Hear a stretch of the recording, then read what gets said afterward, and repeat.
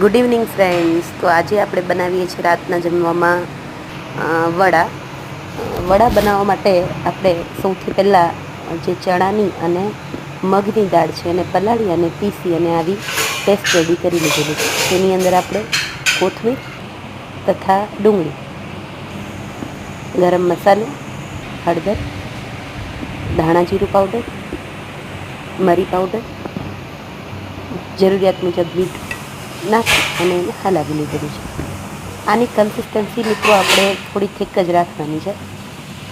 બીજા પાત્રમાં થોડું તેલ એડ કરી અને એને ગરમ થવા દઈશું.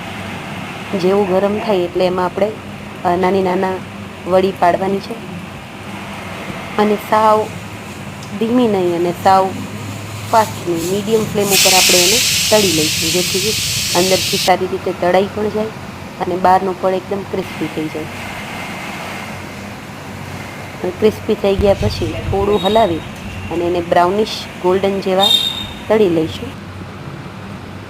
તો રેડી છે આપણા વડા, બહુ સોફ્ટ તેમજ ક્રિસ્પી, અને આપણે એને ટોમેટો સોસ સાથે સર્વ કરીએ.